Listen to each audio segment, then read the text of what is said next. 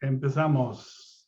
Hola, ¿qué tal? Buenas tardes, buenos días o buenas noches. No sé a qué hora nos puedan ver. Aquí con la colega Gabriela Mota y amiga Guillermo Quevedo, su servidor Víctor Aguilera. En estas pláticas que hemos realizado desde hace tiempo que no lo hacemos por una u otra circunstancia del Grupo Colaborativo de Intervención Psicológica, hoy queremos platicar un poquito sobre la vejez. Vamos a ver qué podemos hablar desde diferentes enfoques, tintes, de nuestra parte personal, de lo que hacemos profesionalmente. Y es un tema creo que bien importante para nuestra población mexicana, que la persona vieja, y no es despectivo, pues en algunas casas, en algunos lugares, algunas regiones son muy cuidados y en otras no, muy poquito, nada. Entonces, pues de eso va a ser el tema del día de hoy. Y bueno, pues dejo a Gaby para que nos platique un poquito.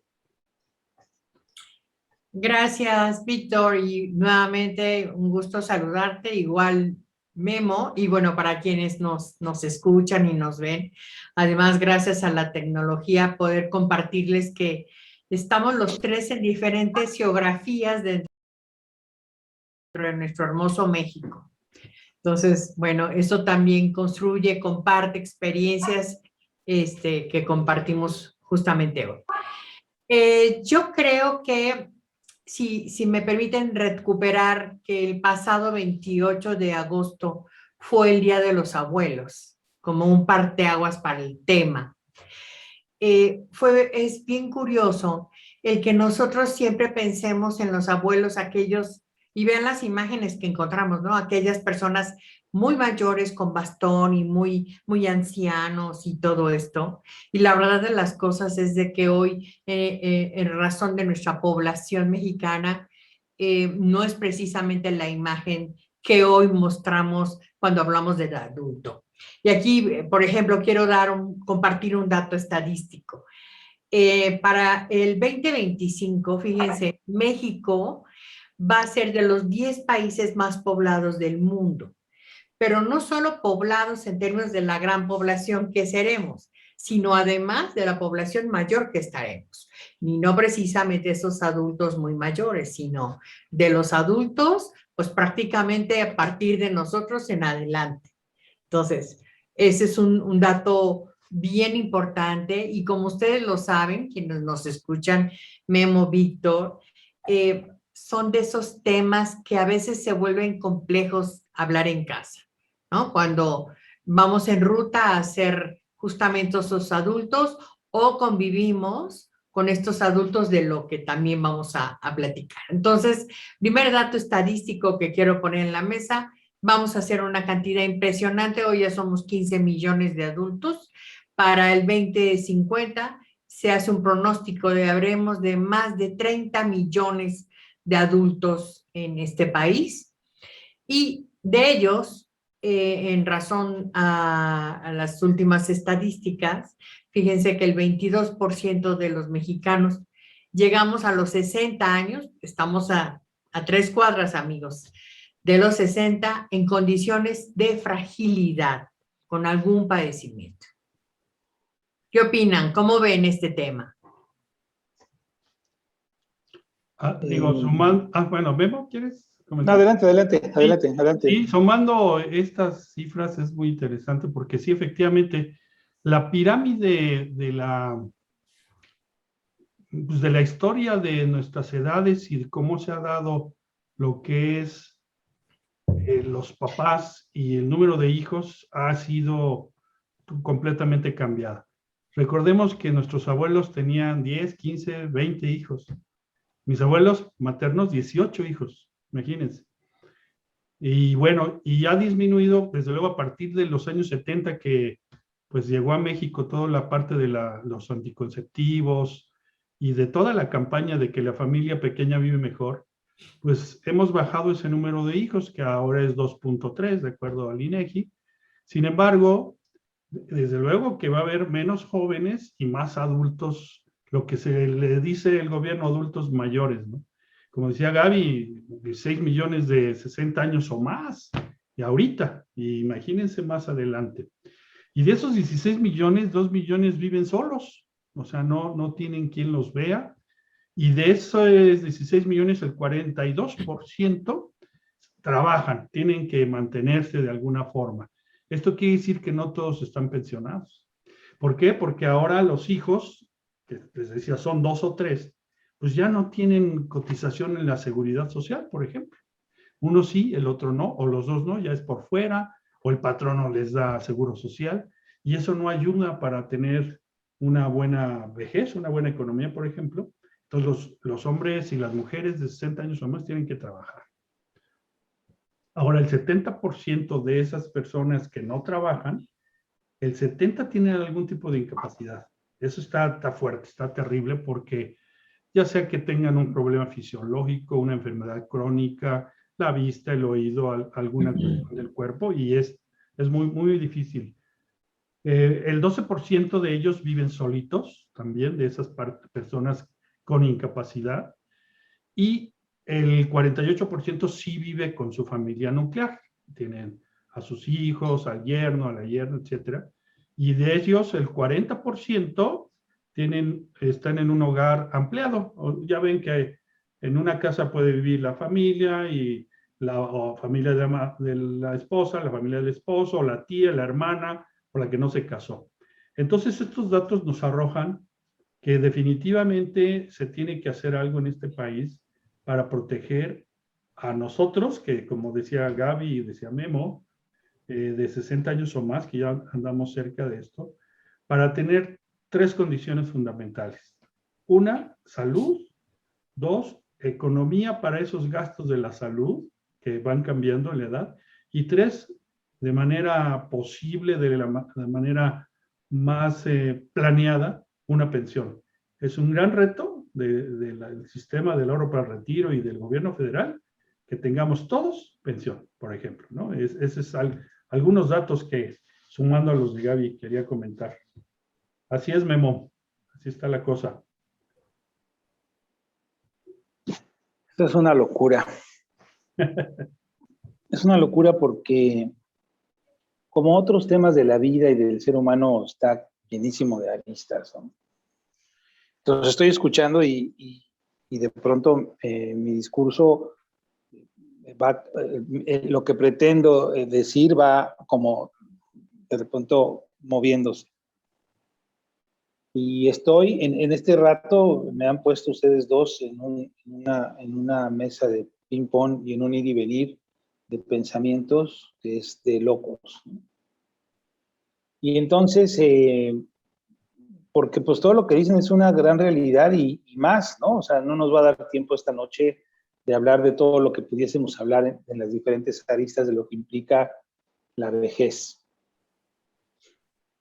Y entonces, en ese ir y venir, en esa mesa de ping-pong de la que les hablo, me pongo yo. Yo soy un tipo que está en el umbral de los 60, soy un tipo que tiene una profesión, que tiene una formación académica X y que me desempeño hoy por hoy en la parte docente, entre otras actividades, y donde yo le apuesto a que puedo tener 90 años si estoy en plenitud de facultades, evidentemente, y puedo seguir siendo autosuficiente dando clases. En mí estaría, en todos estos años que restan para los 90, ¿no? 30 y tantos, seguirme actualizando. Tendré la capacidad emocional, física, mental de actualizarme para que a los 90 años siga yo dando clases. Puede ser.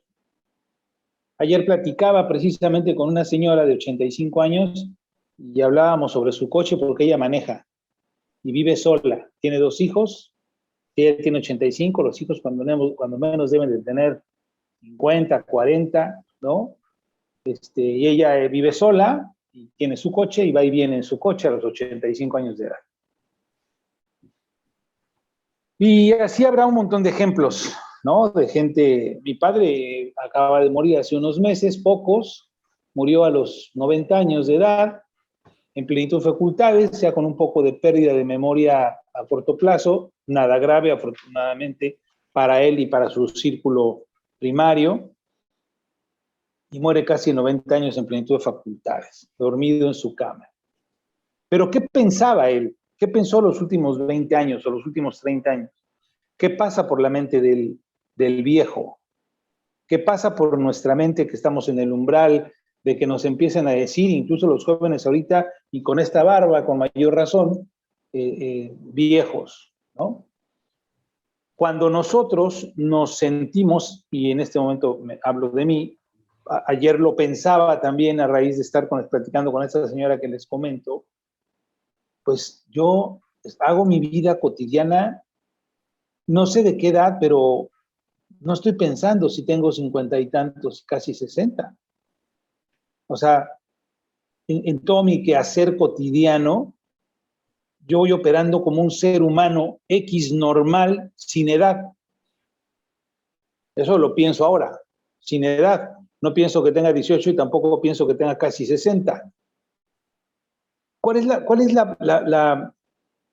ese punto donde el ser humano llega a cierta edad, en una cuestión cronológica, a cierto momento histórico, en donde se autoaísla o se asume como un ser que ya no tiene ninguna posibilidad de seguir viviendo y existiendo, o al contrario, todos sabemos seguramente y ahora con las redes sociales la cantidad de personas bastante adultas que hacen una cantidad de cosas que nos sorprenden. Y ahí es donde yo quiero llegar con todo este rollo. ¿Qué es lo que nos hace seguir operando a los 90 o a los 115, ¿no? Que dicen por ahí, ¿no? Por ahí una investigadora de la UNAM que calculan que 115 sería como la edad a la que puede llegar un ser humano más o menos en promedio. Actualmente, no sé, pero 90 sí, mi papá, insisto, acaba de morir de 90. ¿Qué es lo que te hace tener 90 años y seguir siendo un ser humano limitado, porque la fuerza física, por ejemplo, entre otras cosas, evidentemente se merma, o no?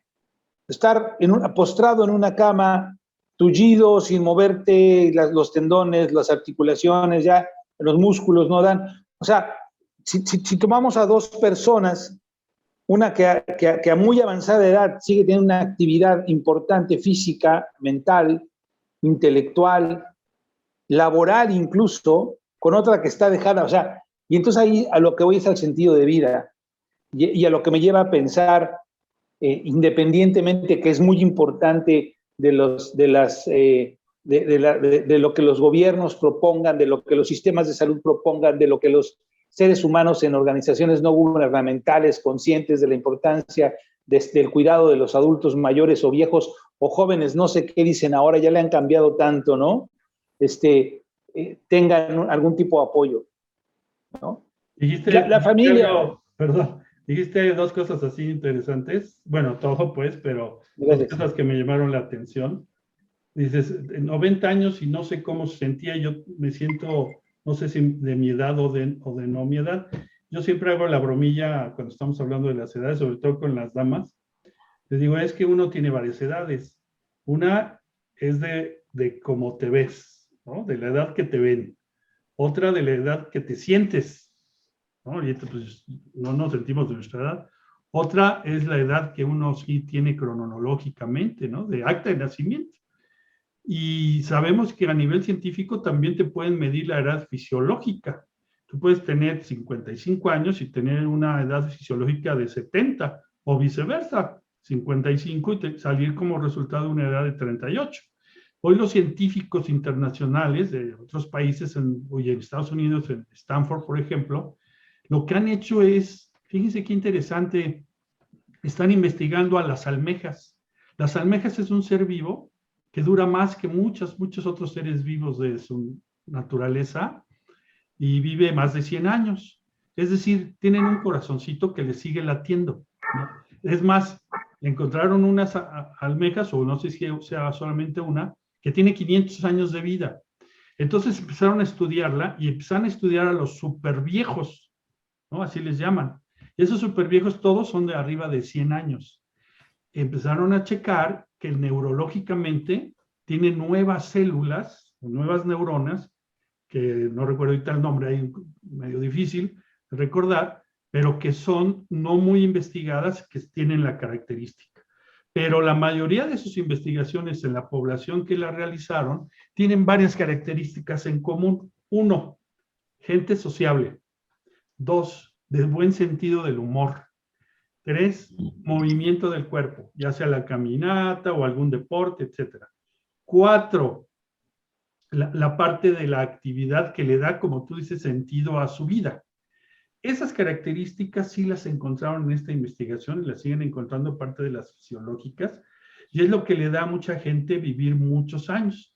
Yo he encontrado gente como la abuela la tatarabuela de mis hijos, que es era una mujer rusa, a los 104 años, bueno, ya son muy longevos también por su alimentación, decía, los que estuvieron con ella, decían que a veces miraba al cielo y decía, Dios mío, se me hace que ya se te me olvidé, ya no te acuerdas de mí, llévame, ¿no? Porque aunque estaba bien, lúcida y demás, pues eso vivía y dice, pues ahora ¿qué hago aquí? Y era una mujer lúcida que todavía disfrutaba, seguramente se tomaba un poquito de vodka, ¿no? O de coñac, que también se toma por allá. Pero a lo que voy entonces es como, a veces quieres vivir más y puedes, y a veces no, depende de tu condición. En eso está la investigación. Y bueno, hablé ahorita de otras culturas, de otros países, pero en México, por ejemplo, en una buena calidad de vida, y retomo lo que decía Gaby, hay 5 millones de pensionados por el Seguro Social y otros 400,000, un poco más, de otras instituciones, que sí tienen un modo de vida para ser autónomos o independientes, como tú decías, Memo, hace rato de tu papá. Pero cuando muchos de ellos no lo tienen, entonces dependen del otro, dependen de la otra, ¿no? Del hijo, de la hija, y a veces son muy maltratados, son muy mal atendidos, inclusive son robados y abusados por los hijos. Si tienen algún ingreso, pues ellos lo administran. Y creo que eso hay que tener mucha atención y ponerlo en la mesa, porque tendríamos que cambiar nuestra actitud hacia la gente mayor y tener, yo veo en la calle, pues la preferencia la tiene la gente mayor. Bueno, a veces es contraproducente porque ya cuando le dan el paso a uno muy seguido, los jóvenes dicen, caray, esto no me sucedía hace varios años y ahora te dan preferencia. Eso es bueno, eso es bueno. Y tiene sus cosas buenas también, te vuelves más asertivo, más directo, con menos miedos, y además puedes decir las cosas de tal forma que te sientas libre de hacerlo, ¿no? Cuando ya tienes más edad. Cuando bien llevas integrando lo masculino y lo femenino de manera adecuada, tal vez hasta inconsciente, puedes abrirte mucho. Entonces, todos estos elementos yo creo que son mucho de buscarlos, y termino comentando que otra cuestión que el gobierno, pues sí, lo está haciendo un acierto, es que hay una pensión no contributiva, es decir, que tú no ahorras para nada, y antes cuando cumplías 67 años te daban esa pensión de 3,000 y más pesos, y hoy va a ser a los 65 años, en este año ya se cambió, bajó a los 65 años, que es muy bueno, que aparte de tu pensión que puedas adquirir por otro lado, por alguna institución de seguridad social, puedes tener la del gobierno. Sin embargo, bueno, ¿qué pasa con la familia? ¿Qué pasa con lo humano? ¿Qué pasa con lo emocional? Eso yo creo que hay que atenderlo, ¿no? Déjenme a mí sumar y escuchándoles también sobre la esperanza de vida. Hay dos datos estadísticos que presenta México, uno con APO y el otro el INE. Y el promedio hoy de vida que estamos, más o menos, es sobre los 75 años. Lo voy a dejar en promedio. Pero fíjense que hay un estudio reciente, y apenas se publicó en julio de este año, que el INE comenta de esperanza de vida, que es diferente, ¿no? El otro es sobre el registro del promedio de la gente cuando mayor fallece, y acá es hasta qué año la gente está como longeva viviendo. Y aquí fíjense la diferencia en la mujer tiene sobre los 86 años de longevidad como esperanza de vida, y el hombre de 81, promedio más o menos 83.5. O sea, hoy en nuestro país la esperanza sería, fíjense, y si ahorita nos ponemos como que nosotros estamos a vísperas de los más o menos 60, o de toda esa gran población que son nuestras generaciones por la inversión de la población de nuestro país. Fíjense lo que nos faltaría por vivir. Todavía un tercio de nuestra edad, prácticamente, de los años por vivir. Y coincidiendo con lo que ustedes han dicho, me parece que la gran diferencia es que uno, recordemos lo que nos decían nuestros papás, come bien, aliméntate bien, cuídate, porque el cuerpo tiene factura. Lo que de joven no te cuidaste, de mayor el cuerpo, hablando de esa edad, Víctor, que bien señalabas, la edad cronológica, pero también la edad metabólica, efectivamente, se trastoca por esos descuidos que hemos tenido a lo largo de esta historia de vida. Pero fíjese, con esa esperanza de vida nos pone en nuestro país, Japón es el país más longevo, o será y sigue siendo el país más longevo. México será el segundo país más longevo, es decir, donde habemos más mayores, más que China y que Brasil. Ahí se ponen en alerta muchas alarmas. En todas las estructuras, desde lo familiar hasta las estructuras hospitalarias, de atención, médicas, de educación, de formación, etcétera. Y yo recuerdo que hace un par de años, cuando estudié justamente sobre el adulto, yo proponía como una propuesta de que en todas las ofertas académicas, en todas las opciones académicas donde nuestros jóvenes se están preparando, les diéramos información de lo que es ser un adulto. O sea, temas de geriatría y de gerontología o psicogerontología, para que de verdad nos preparáramos, ¿no? Y que ellos también dentro de su formación profesional pudieran acompañar a un mayor número de adultos. Porque no en todos los contextos, ustedes lo sabrán, colegas, no en todos los contextos hay ese respeto, esa atención, ese cuidado a estos adultos que obviamente que con los años vamos necesitando por condiciones a lo mejor de deterioro o cognitivo o físico, o ya comentaban ustedes de algunas limitaciones o de articulares, visuales, etcétera. Necesitamos más apoyo de otros. Entonces, ahí creo que deberíamos de prepararnos como población mucho más a este gran tema. Y la otra, a mí me congratula muchísimo cada vez participar más, y ustedes seguramente también lo hacen, y de ver cómo ahora hay universidades con programas para adultos de 50 en adelante, ¿no? Donde vamos a la escuela, a las universidades, y eso, hablando de sentido de vida, como ambos lo han dicho, te da realmente esa red de apoyo que te da vivacidad en esta adultez, te da también ese sentido de poder compartir y de actualizarte, y entonces te obliga a una tecnología, porque hoy por la pandemia nos ha llevado a esta actividad, como lo estamos haciendo ahora, en esta compartir nuestra opinión. Pues igual, ahora las clases, igual que los jóvenes, son para los adultos. Entonces yo creo que están puestas ya algunas líneas para que nuestros adultos también tengan mejores oportunidades de su desarrollo y de que estén ocupados y preocupados, como decía Memo hace rato, en otras actividades que le den mucho más vida.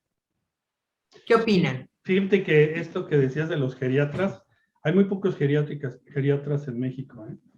¿Verdad? Para el número de personas de 60 años, lo que dice la Seguridad Social, edad avanzada es de 60 años hasta los 64 y vejez a los 65 en adelante.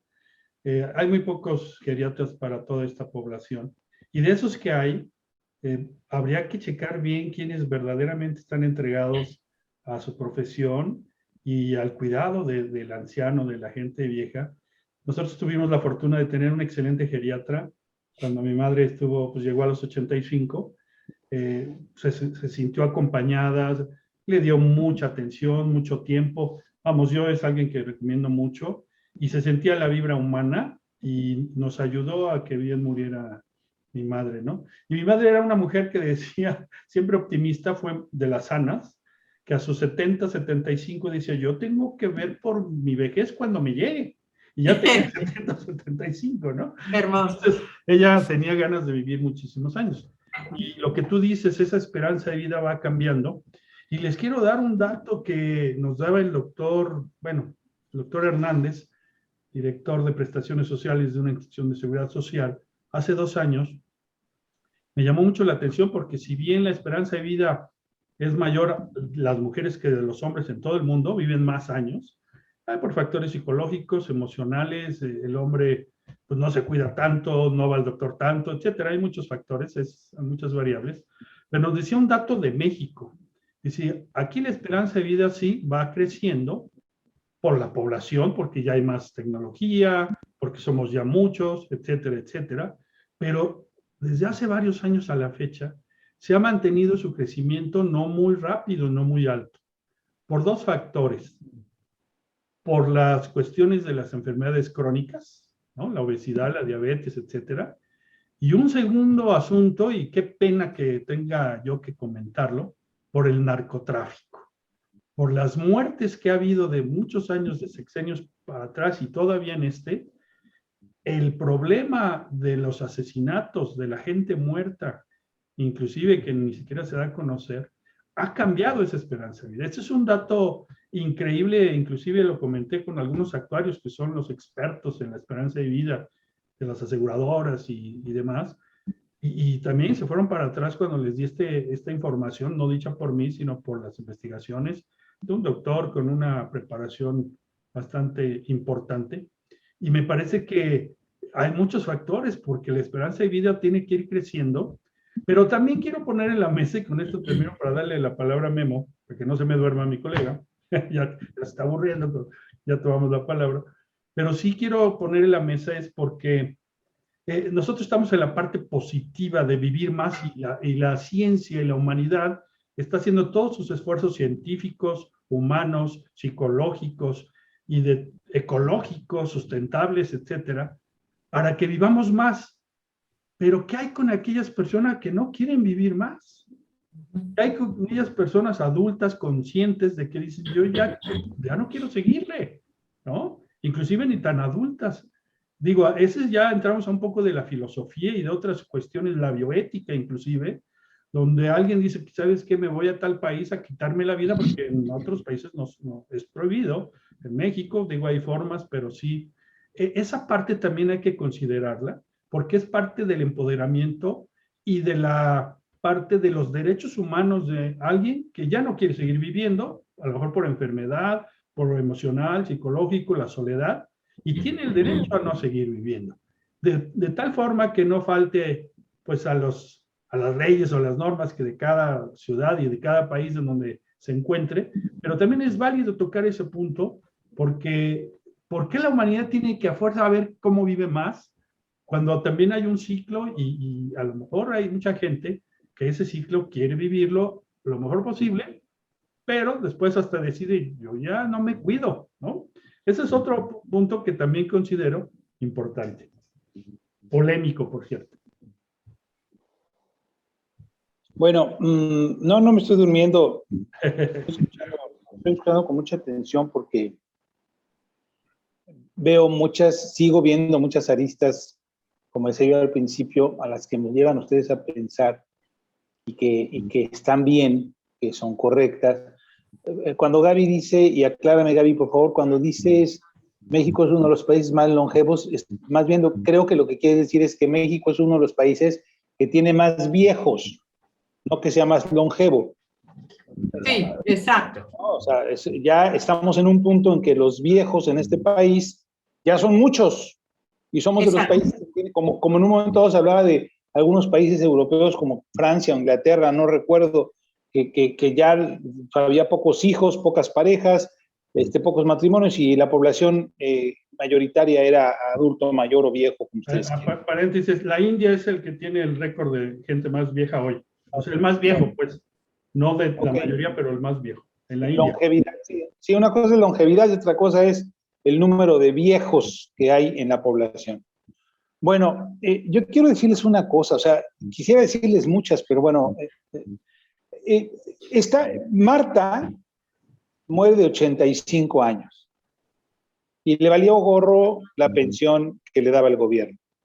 O sea, le sirvió, en alguna época en conciencia recibía ese dinero y le servía, en otra época le daba igual y en otra época ya ni sabía que la recibía, ¿no?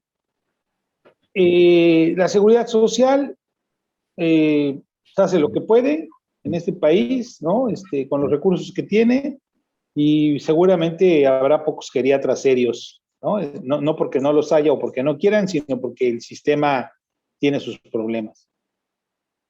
Yo quisiera me gustaría un poco dejar o tratar de dejar en esta charla, ir más allá de si el gobierno hace o no hace, o las diferentes dependencias, o si tienes ganas de vivir o no. Yo creo que el punto es más de fondo. Se dice, y lo vuelvo a repetir, que la edad máxima promedio que podría alcanzar un ser humano, promedio serían 115 años. No tengo el dato más o menos de la media, ¿no? De que serán 85, 90 años hombres y mujeres, no sé, una media X. No lo sé. El punto es que hay un estigma, una estigmación sobre lo que es la vejez, que hay una negación social, empezando individual y luego social, de lo que es la vejez, y hay también como una postura social, ¿no? La sociedad determina elementos que tienen que ver con lo que es ser viejo y lo que implica. El punto es que yo me atrevo a decir que hay una gran negación, porque nos preparamos un poco quizá para el futuro, ¿no? Los papás nos llevan a la escuela, estudiamos, a lo mejor cuando ya somos más conscientes elegimos una carrera, estudiamos, trabajamos, pero nunca se habla y nunca se trata de la vejez. Nunca hablamos de nuestros viejos, no cuidamos a nuestros viejos. Esas son pocas familias que realmente se hacen cargo de sus viejos, apoyándolos, porque aquí el otro punto es, los viejos ni debemos darle limosna, ni nos deben de pedir limosna, ni social, ni gubernamental, ni amorosa, ni familiar. O sea, el viejo es un ser humano que llegó a un momento dado de vida, ¿no? Y que ahí está y que tiene sus derechos y sus formas sin que nadie se los tenga que dar. O sea, nadie tiene que legislar sobre... ¿Quién legisla sobre los derechos, ¿no? naturales del ser humano, ¿no? Yo creo que lo que está haciendo falta aquí es esa cultura y esa educación desde la familia y desde sus bases de que vamos a envejecer por cuestión natural, seamos cualquier tipo de especie, invertebrada o vertebrada, mamífero o no, vamos a envejecer, como las plantas, vamos a envejecer y vamos a morir un día. No hablamos de eso. En la familia. Ya no digamos que la escuela nos dé, como dice Gaby, estoy de acuerdo, pero ya no digamos que la escuela nos dé una materia sobre la vejez. No. O sea, ¿qué estamos haciendo los seres humanos al interior de la dinámica familiar, emocional, que tiene que ver con nuestros viejos? No les damos el lugar a nuestros viejos. No los respetamos. O sea, se nos olvida, miren, pónganse a pensar, no me refiero necesariamente a Víctor y a Gaby, ellos también, pero todos los que nos estén escuchando. O sea, la sexualidad, por ejemplo, o sea, el nieto que de repente se da cuenta o vea que su abuelo a lo mejor, no sé, a lo mejor lo vio accidentalmente y tuvo una erección matutina y se espanta, o sea, no estamos entendiendo, porque no estamos educando, porque no estamos reflexionando al interior de la familia, o que se enamore la vieja o el viejo, que se enamore de otro, y que puedan ser novios, se puedan volver a casar. O sea, como que nos rompen el esquema, como que ellos no pueden. ¿Cómo mi abuela, no? ¿Cómo mi mamá? ¿Cómo? Yo creo que ahí es donde tenemos que trabajar. Ahí es donde tenemos que hacer el fuerte. Tanto jóvenes como viejos también, ¿no? O sea, nosotros, o sea, ¿qué pasa? Cuando yo hago un recuento de la vida de mi padre, de la vida de mis tías, de la vida de mis abuelos, híjole, lo que me doy cuenta, ¿saben qué es? Qué falta de respeto tuve con ellos.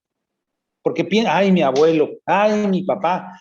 Y ellos tuvieron una vida, tuvieron una trayectoria, tuvieron altas y bajas, tuvieron éxitos y fracasos, no estamos ni enterados, decepciones amorosas.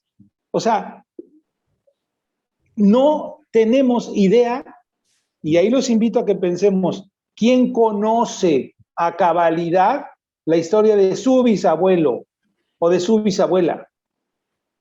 ¿Qué hizo? ¿Cómo le fue? ¿Cómo sintió? ¿Qué sintió? ¿Cómo vivió? ¿Por qué hizo lo que hizo? Luego de mi abuela, luego de mi papá, luego de nuestros papás no tenemos ni idea. Y aquí hay una cuestión, yo creo que ahí está el secreto, el sentido de vida, ahí viene. Hay que irlo, el sentido de vida hay que irlo pues, generando, gestando, propiciando desde que nacemos en el núcleo de la familia con nuestros hijos. Hay que ir haciendo conciencia.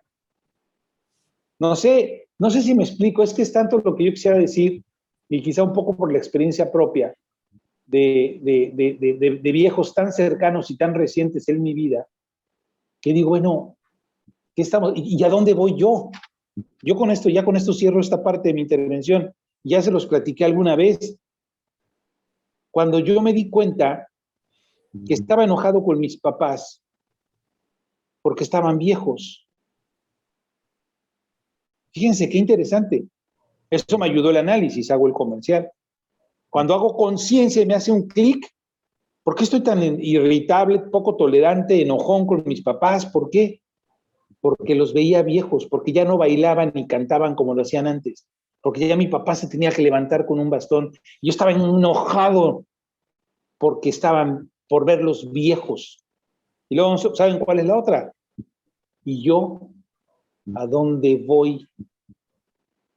Estoy en el umbral también, ¿no? De esta etapa, como dice Gaby, de esta época de empezar a entrar o de entrar en este momento de camino directo a la vejez, que es normal.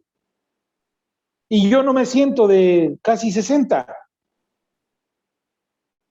Y no voy a permitir que la sociedad o mi familia me pongan como si fuera yo un viejo que no sirve para mucho o para nada.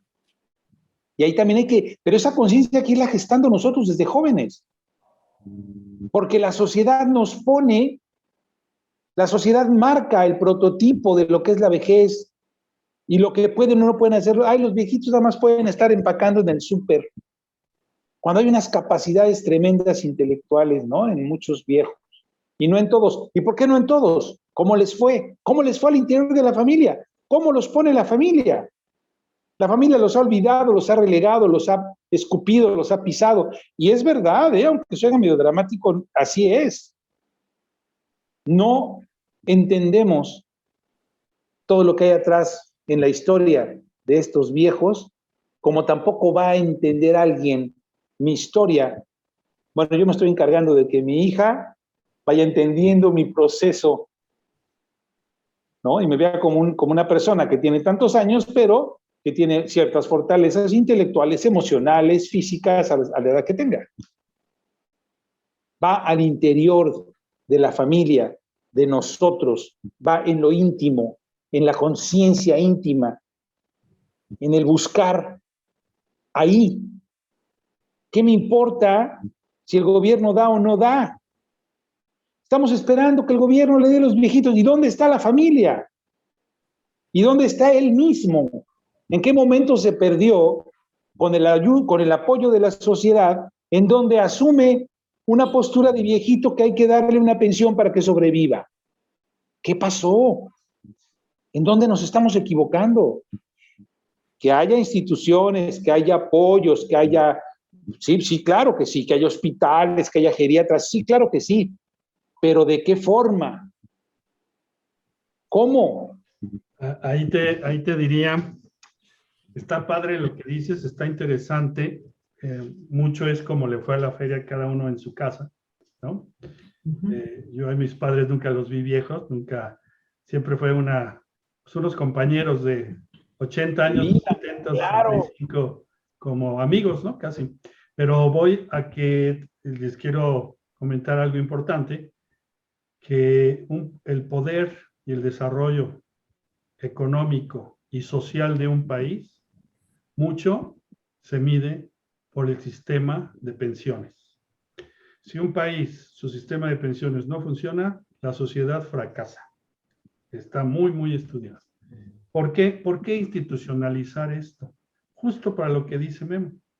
Porque si esto se deja que cada familia tome su criterio con una reflexión individual y propia, sin regulación, sin supervisión, sin universidades, como dice Gaby, que cada vez se preparen más y empoderar a la gente mayor, entonces, pues va a seguir siendo como la historia ha sido. Nadie sabe qué está sucediendo allá adentro, ¿no? Entonces, tiene que salir a la luz. Y una de las cosas que ha salido a la luz en todo el mundo es justamente ese sistema de pensiones que los da el gobierno y las instituciones privadas, las aseguradoras y demás, que da el poderío económico y social y de evolución de un país. Por eso, la importancia de tener un buen sistema de pensiones, porque eso refleja la célula social, ¿no? La familia, que está trabajando justamente para empoderar. Ya hay universidad del adulto mayor, hay un programa en Canal 11 que ya era los domingos, ahora es todos los días, que se llama Saber Envejecer, ¿no? Que es muy diverso, está muy interesante. Yo creo que hemos ganado terreno en esta parte bastante, y sobre todo hoy los jóvenes, las otras generaciones, ya al viejo no lo tratan como viejo, ahí sí disiento un poco, porque es padrísimo que te hablen de tú, ¿no? Oye, y fíjate que y es un muchacho de veintitantos, los amigos de mis hijos o los compañeros o en la calle, ¿no? O en un servicio, te hablan de tú y nosotros, es más, yo todavía le hablo a gente de usted, ¿no? Cuando veo que a lo mejor ni es tan más grande que yo, ni tanto, pero tengo esa figura. Esto está cambiando socialmente. Pero la reflexión es buena, porque si nosotros estamos dentro de este globo social, en México, no vamos a hablar quizás ahorita de otros países, es ver cómo al interior me está yendo en la feria, y sí, efectivamente, ver las generaciones hacia arriba y lo que está sucediendo hacia abajo. Esas brechas ya se están haciendo menores, afortunadamente. Antes era la mano papá, la mano mamá, nos contaba mi mamá. Eso quería decir que le daban la mano para darle un beso e irse a dormir, ¿no? Le daban beso y siempre le hablaban de usted. Hoy ya no. Hoy, bueno, sabemos, yo le digo mamá Cuca, la mamá de Gaby, porque es una señora que se presta para poder tener una buena comunicación, es muy jovial, y yo veo que se llevan, pero padrísimo, ¿no? Ya no hay esas brechas tan grandes, y no hablo de falta de respeto, sino de cercanía íntima, ¿no? Entonces sí, yo creo que todo tiene su equilibrio, su peso, homeostasis, vamos a decir, pero sí, ahí sí disiento, porque si no hay una institución que esté ayudando a que esto se cambie y que haya una dignidad, y sí, claro que sí, respetando las individualidades y las diferencias entre familias y entre personas, pero definitivamente la parte institucional hay que seguirla ganando, porque en 40 y tantos años, estamos hablando de casi 50 años, no existía esa posibilidad de institucionalizar los derechos de los viejos. Hay ya derechos de los viejos, la UNICEF, inclusive la ONU, en donde entonces empoderan, y que sepa el viejo que tiene derechos, fíjense ustedes, de demandar a sus propios hijos si no le dan de comer cuando ya es viejo y no tiene con qué comer. Ese es el punto. Ya, caray, no por ser mis hijos voy a esperar que me den. No, tienes el derecho. Como dice en una película de Superman, la película de Superman decía, papá cuida al hijo y luego el hijo cuida al papá. ¿no? Ese es el punto. Yo no digo que no haya instituciones, al contrario, pero acabas de decir algo muy importante, ¿no? El papá ya puede demandar a su hijo que no le da de comer. Eso es a lo que me refiero. Qué bueno que lo pueda demandar, pero ¿por qué tenemos que llegar a eso? Y por eso yo hablo del núcleo familiar, desde la base, ¿no? O sea, qué bueno que el señor tenga la posibilidad de demandar, pero qué malo que tengamos que llegar a eso.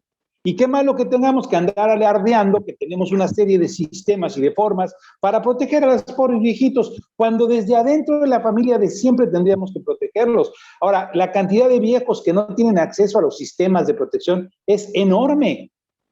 O sea, los que no tienen seguridad social, o sea, hay muchísimos, ¿no? Entonces, pero y vamos, el punto no es eso está bien, ahí está. ¿Por qué las familias llegamos a ese punto? O sea, ¿qué está pasando con el ser humano? Qué bueno que haya instituciones, insisto, que haya más, pero ¿qué hay antes de que tenga que llegar ese viejo a tener que demandar a su hijo porque no le da de comer? Ese es lo que yo quiero tocar, el punto de qué nos está pasando como seres humanos con los que van teniendo menos posibilidades porque se van debilitando, porque vamos envejeciendo de manera natural. ¿Sabes qué? Perdón, Memo. Fíjate que sumo a tu preocupación, Víctor. Efectivamente, el panorama tiene como todos los matices, ¿no?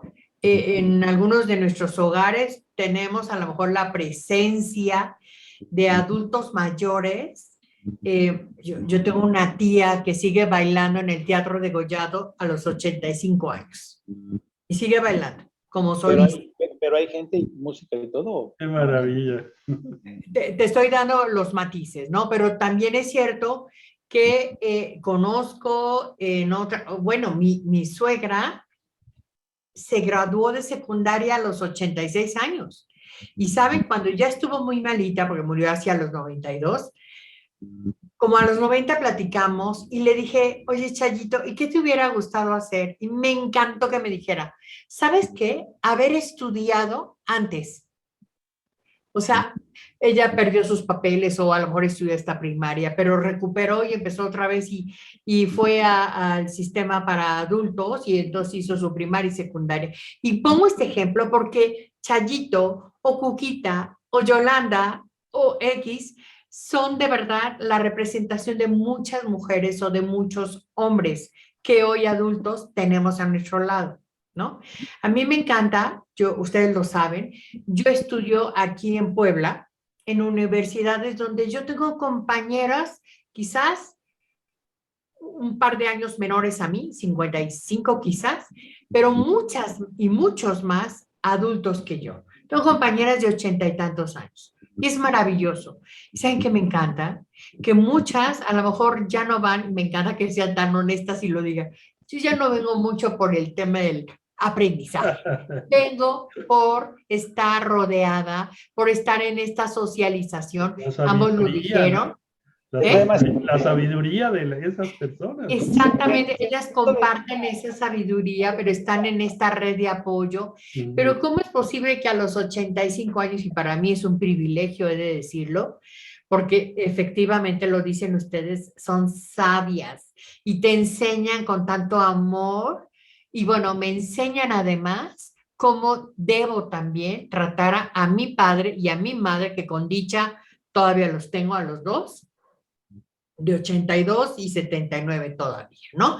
Entonces, te enseñan otros adultos a cómo tratar a otros adultos. Y espero en Dios que yo también pueda mostrar a los que vienen atrás de mí con ese respeto y esa dignidad. Y aquí hablamos también, como lo decían ambos, del trato digno, que haya hasta una norma oficial sobre la definición del trato digno, donde debemos ser respetuosos y atentos y educados y afables y empáticos. Yo creo que aquí también recuperemos, a mí me hicieron ustedes recordar este planteamiento de la psicología positiva, donde dos de las emociones más importantes y que son de veras más poderosas son el amor y la gratitud. Y si hablamos de estos adultos, donde efectivamente a veces los ves solitarios, en esta parte como triste, opaca, como decía Memo, poco respetuosos y demás, es porque les ha faltado a su alrededor que haya personas que les tengan ese amor o esa gratitud. Y en contraste, como yo le decía, que hay otros hogares donde estoy agradecido, tengo el amor por el esfuerzo, por lo que hizo en la historia ese adulto mayor, yo creo que lo que tenemos, bien lo decías, Memo, que fomentar todavía en nuestros hogares. Y también acercar estos puentes donde yo hice un ejercicio junto con otros colegas de la UAP, en donde hicimos un puente de comunicación entre los jóvenes y los adultos. Y le llamamos porque necesito de ti. O sea, tú mayor, cuéntale algo de tu vida a este joven que no sabía. Y tú joven, cuéntale algo de tu vida a este adulto.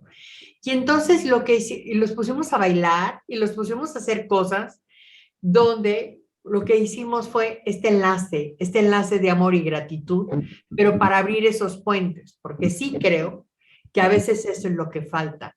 Víctor decía, bueno, yo me puedo hablar con mis hijos así, porque hay ese puente, pero donde no lo hay, creo que deberíamos, como no una solución como simplista, porque no creo que de pronto sea fácil, pero sí construir esos puentes en todos los escenarios, ¿sabes? Hacer equipos multidisciplinarios o multiprofesionales, pero también multiedades, ¿no? ¿Cómo ven? Está padre, está muy padre eso que están haciendo, Gaby. Me encantó. ¿verdad? Como esa posibilidad de abrir y les voy a contar, lo hizo mi mamá con la más pequeña de mis sobrinas, que se llevan 60 años de diferencia, ¿no?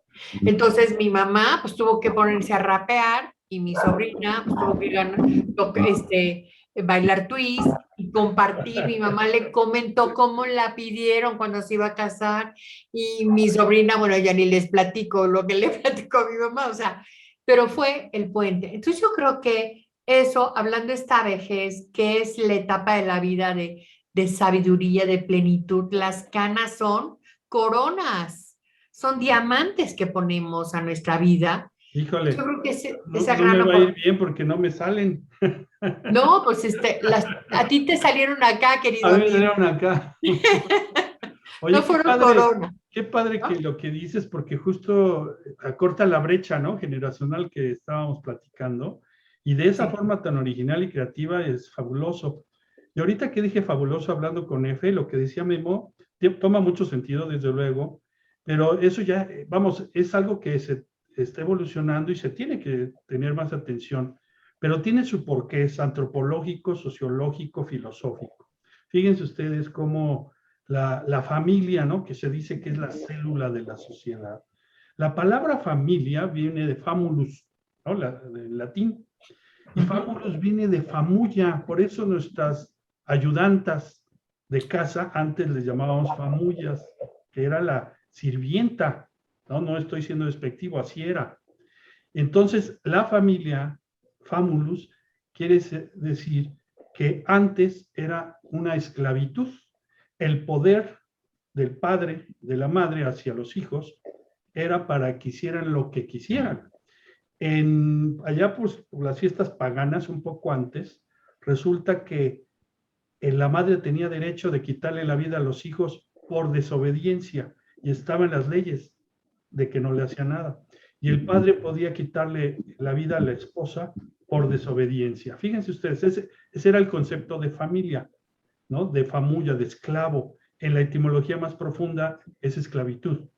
Y de ahí, mucho la religión, desde luego, ¿no? Ahí tiene mucho que ver esto. Pero después de las reuniones paganas y todo esto que ha sucedido durante la historia, resulta que lo que dice Memo toma sentido, porque justamente la realidad y la condición humana no está hecha, no está fabricada para cuidar a la persona mayor y cuidarnos entre nosotros, inclusive como familia. sino es despegarnos. Bueno, no se habla tanto del desapego, no se habla tanto de que mejor los hijos ya que tomen y que vuelen solos, como en otros países de Europa. ¿Por qué? Porque justamente estamos amalgamados, así como las muelas, y queremos, obviamente, soltar riendas y volar, ¿no? Y es histórico esto, ¿no? O sea, es un reto social mundial y sobre todo en México hasta hay películas cuando se dicen, cuando los hijos se van, ¿no? ¿Se acuerdan de los Soler, los actores? Y era un drama. Y luego se titula Cuando los hijos regresan, ¿no? Porque estaban totalmente apegados. Y de eso se trata, ¿no? De reflexionar al interior de la familia, quitar ya esas ataduras de la antigüedad y volverse una sociedad mucho más empoderada. Y lo que decía Memo, y le doy el dato y tiene la razón, dice, ¿cuántas personas no tienen seguridad social? Desgraciadamente en México, ¿quiénes creen que no tienen seguridad social? Esos 50 millones de pobres. O sea, aquí ya saben que es blanco y negro, 50 millones de pobres, 50 millones de no. Justamente los que sí tienen seguridad social son 25 millones, más sus familiares llegan a casi a 50 millones, casualmente, ¿no? Justo, es económico el problema, es social el problema, es antropológico el problema. Claro, y vuelvo a lo mismo. O sea, tiene que haber un trabajo de los que estamos en este rollo social con los jóvenes, ¿no? También yo tengo una experiencia con jóvenes de secundaria y viejos, adultos mayores en una casa de asistencia para adultos mayores, en donde iban a ser ayudados por adultos mayores a hacer sus tareas de secundaria. O sea, hay muchos esfuerzos, yo creo que en este país, y no sabemos muchos de ellos, en donde estamos tratando, como tú dices, acercar esa brecha.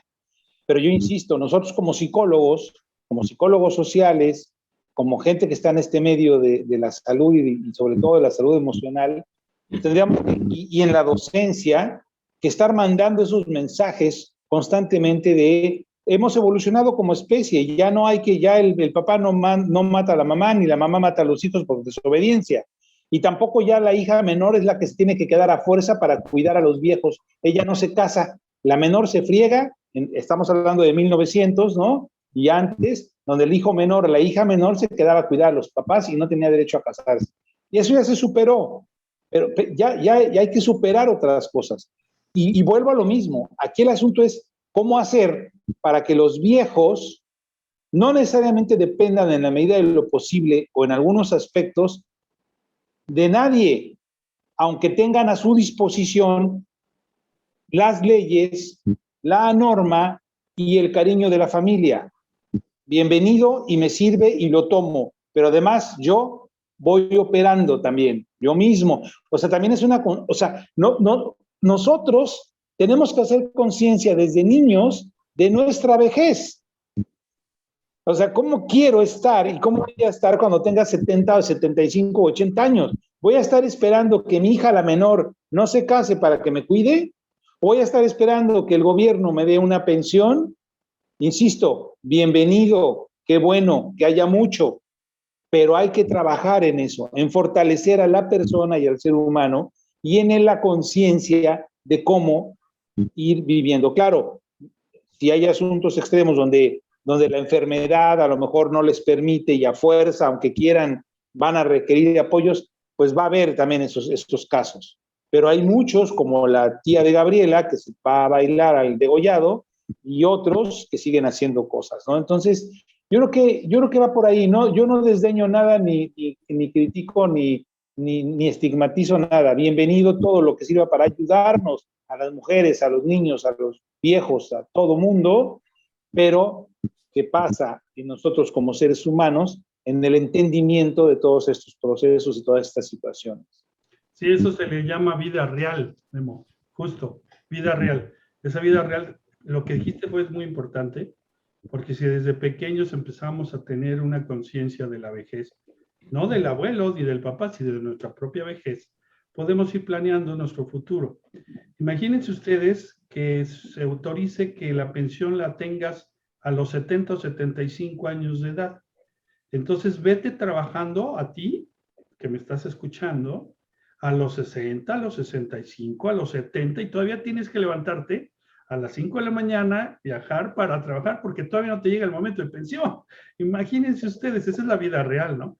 Yo que me dedico mucho a eso, no saben qué felicidad les da a las personas que cuando pensaban que ya a sus 65 años ya no podían tener una pensión porque alguien les dijo que no, y uno les ayuda a que sí. Entonces sus sueños vuelven a ser suyos y su mirada vuelve al cielo y decir, por lo menos voy a ver a mi hijo que está en Chihuahua, ya puedo viajar a ver a mis nietos. Esa es la vida real, ¿no? Entonces, el aparato social, el aparato familiar y el aparato gubernamental tienen que funcionar, engranar, para que justamente se dé esto.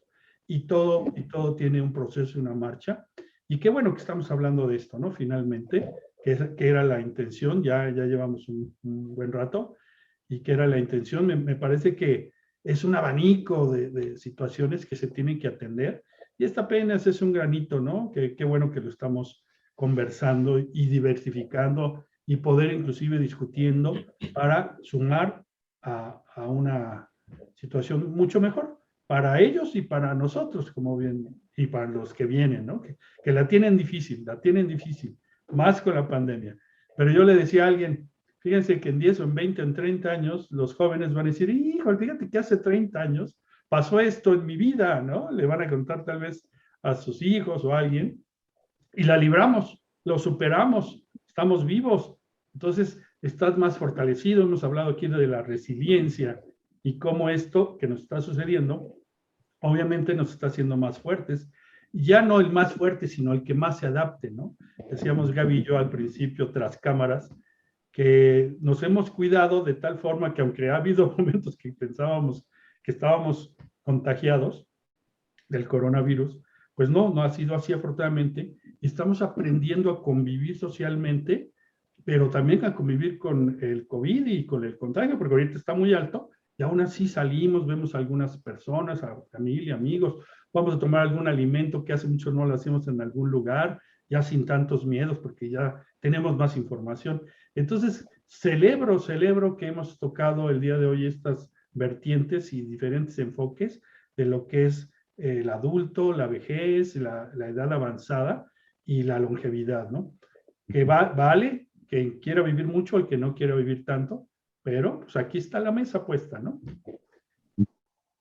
Pues bien lo dijiste, para ir cerrando, yo quisiera compartir mis comentarios finales.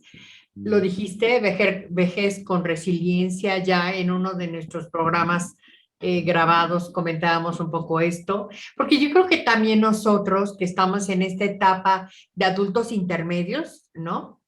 Prepararnos precisamente para ir hacia un camino de vejez, híjole, con más plenitud, con más conocimiento, con más dominio de tantas cosas y oportunidades. Y yo creo que aquí iría también no sé si valga la pena recomendación, pero sí creo que lo han dicho ustedes y creo que sí. Tener una esperanza de vida, pero tener siempre un foco, tener un para qué, me va a construir siempre con mucho más fuerza mi futuro. Si yo no tengo un rumbo hacia donde quiero ir, ¿qué tal si yo quiero estudiar a los 80 una nueva carrera o pintar o hacer algo nuevo? Esos serán nuevos sentidos de vida y eso hará sin duda la gran diferencia. Y pues seguir preparándonos, seguir estudiando, esta tarea también de las universidades, porque a mayor escolaridad se ha visto que hay una mejor adultez en todos los sentidos. Entonces, ojalá que nos podamos preparar en lo que sea más escolarmente. Y bueno, pues en la familia, con como ya se comentó, pues con la gran oportunidad de amarnos en cualquier etapa de la vida, en cualquiera, pero en esta, pues yo creo que con gratitud y amor hará la diferencia. Gracias, colegas. Pues yo les diría nada más que no permitan que nadie les ponga límites, que hagan lo que quieran hacer de su vida, que la disfruten, que no permitan que los ninguneen o que les digan que no pueden. Los que ya están en una situación ya de de adultez mayor, ¿no? Yo le decía a una tía, imponte, o sea, tú tienes el derecho ganado por tu experiencia de vida y tu edad de marcar puntos, no te dejes, ¿no? Bien entendido, no se trata de darse de moquetazos, ¿no? Y a los que son más jóvenes, que piensen que un día van a llegar a la vejez y que piensen cómo quieren llegar a la vejez. Y eso implica un poco lo que decía Gaby, lo que nos decían nuestros abuelos y nuestros papás, el cuerpo cobra facturas, eso es una realidad que no entendemos hasta, lo lamento, lo van a entender hasta que se las cobren. Pero piensen un tantito, a ver si logran cuidarse y cómo se ven cuando tengan 50, 60, 70 años. O sea, proyéctense cómo se quieren ver. Yo le digo a mis alumnos muy jóvenes, ¿se han puesto a pensar que un día a lo mejor van a necesitar que alguien les cambie un pañal? ¿Se han puesto a pensar que a lo mejor sus nietos se van a estar peleando porque uno lo sacó ayer a tomar el sol en la silla de ruedas y ahora el otro tiene que ir y están discutiendo quién lo saca al patio a tomar un poco de sol? Porque están ustedes en silla de ruedas. O sea, ¿cómo quieren llegar a la vejez? Y eso tiene que ver con emoción, con intelecto, con cuidarse físicamente y con actitud. Con actitud. Siempre va a haber casos, lamentablemente, por accidente, por enfermedad, que nos limiten. Esa es otra historia. Ojalá tengamos quien nos cuide, quien nos asista, si es que de pronto perdimos la condición y la fuerza, pero mientras no la pierdan, no se den por vencidos. Cada quien elija, ¿no? Y lo que quiere hacer y cómo quiere estar cuando esté viejo. Y como ya dijo Víctor, y lo hemos estado comentando aquí, hay muchas instancias gubernamentales, no gubernamentales, a las cuales pueden recurrir para solicitar apoyo en caso de ser necesario. Les dejo un abrazo. Gracias, colegas. Inclusive, digo, ya sumando ya para que yo también me despida, sí, la clave es pasar de la dependencia a la interdependencia, ¿no? Porque no se puede ser independiente. Somos interdependientes desde que nacemos hasta que morimos, y justo a las edades que podamos pensar que ya estamos viejos, porque así está la nomenclatura. Digo, nada más hay que vernos nosotros tres, afortunadamente, que estamos muy cerca de la nomenclatura de edad avanzada, y estamos fuertes, lúcidos, con ganas, con energía, y de ahí para adelante, y esperamos que así seguir, que tenemos ganas de hacerlo, ¿no? La voluntad, ahí está, la energía, y tendremos que cuidarnos, pero también tenemos que vivir, ¿no? Comer lo que nos gusta, tomar lo que nos gusta, viajar lo que nos gusta, relacionarnos con quien nos gusta, porque tampoco se puede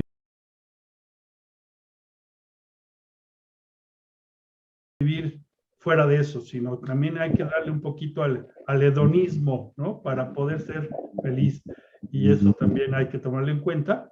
Y yo creo que el mejor ejemplo para los jóvenes, pues, es nosotros mismos, ¿no? Y nosotros mismos aprender de ellos. Pues gracias, colegas, y gracias a todos por esta charla tan amena, tan interesante, y esperemos haber dejado semillitas positivas y de reflexión. Hasta la vista. Gracias. Gracias. Bye bye. Bye.